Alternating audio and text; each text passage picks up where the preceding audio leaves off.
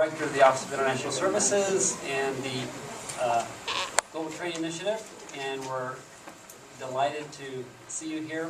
I think some people are going to be coming in a little bit later, and some people need to leave early. We understand, so feel free to do what you need to do.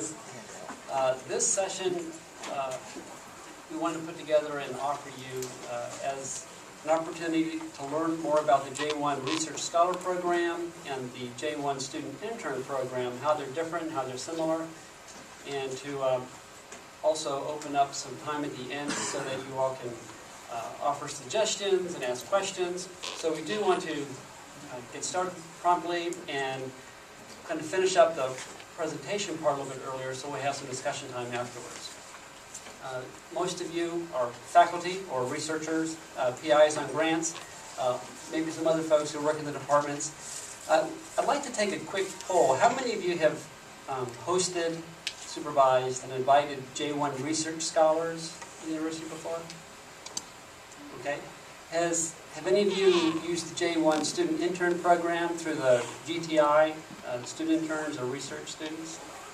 Okay, great. Well, there are a number of folks in the audience today that we actually invited to come. So Dr. Hudson, Dr. Sinclair, and Dr. Fong is back here, and some other folks who we know have used the program, and we'd like to hear from them as well. So if you have questions, feel free to interrupt us at any time. But we promise you at least 15 or 20 minutes at the end to ask questions and offer suggestions. And we really want to make the process as streamlined and as simple and as transparent as possible. Because it is sometimes confusing to know which program is better for which person, which situation. This is our second Thursday workshop for February. Every semester, the Office of International Services provides 3 second Thursday workshops, and we have some upcoming events. We've done a number of workshops in the past year. This spring semester, we're doing this one. The next second Thursday in March, we're going to be having a panel discussion on Iran. We have a growing number of Iranian students. We have actually 60 Iranian students at NC State now. It's the fastest growing student group. And then some other community experts and faculty folks will talk about Iranian culture and what you need to know about working with, advising, and employing Iranians. And then we have another session in April, the second Thursday workshop in April. We'll be talking about advising and counseling cross-culturally.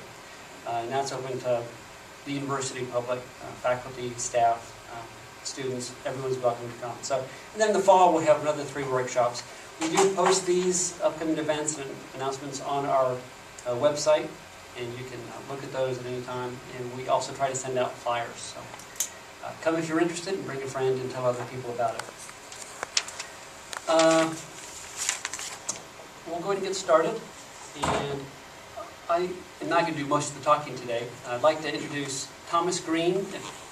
He's the Associate Director of the Office of International Services and is responsible for the advising programs and processes and forms and educational content for everyone who is an international student or a visiting scholar and those who work with them.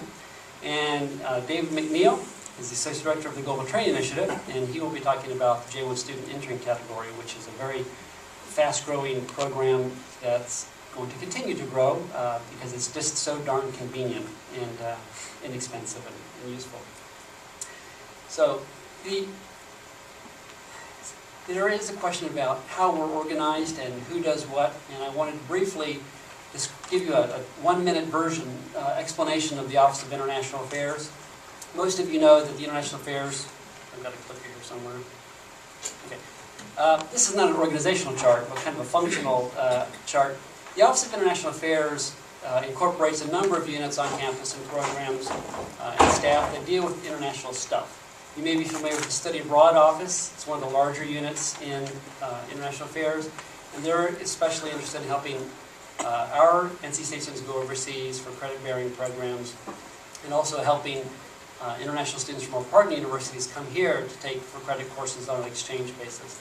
Office of International Services, most of you are familiar with, but We help the 3,000 international students and scholars at NC State with their immigration advising needs, employment authorization, and cultural programs, orientation, etc. The Global Training Initiative is another quickly growing program in international affairs, and they work with student internships, research programs, professional training programs, one-semester certificate programs, summer camps. We teach a 3-credit course for international students. We have a one-semester certificate program that supports the 3+X programs, etc. We partner with a lot of different units on campus, academic units, research units, to do various things, workshops, conferences, training programs. We're facilitating the Schema program. You may have heard about the hundreds of French business students who are on campus. We have a course tonight, class tonight for them, and the provost will be there, and General Hugh Shelton will be giving a lecture on leadership in America, etc. So it's a very exciting program that you may have heard about. There are other units and programs in international affairs. The Confucius Institute is very busy now with the Chinese New Year. Happy New Year. They are located on McKimmon Center and do a number of programs that kind of promote Chinese language and culture and promote some of those things. North Carolina Japan Center has been at NC State for a long time. The Peace Corps and also the Global Health Initiatives is another important facet that we're trying to promote, helping research and academic programs on campus get tapped into a lot of the exciting things that are going on in that area. The next slide is acronyms. Our world is full of acronyms, and we sometimes forget that not everybody understands them. I'm not going to go through all of these, but the first group there is part of Homeland Security and some of the agencies that we deal with a lot. David and Thomas may be referring to them a couple of times. We're mostly focusing on the J-1 visa categories today, and that's a program that really is administered by the Department of State, not Homeland Security, although there are immigration regulations that affect what they can do.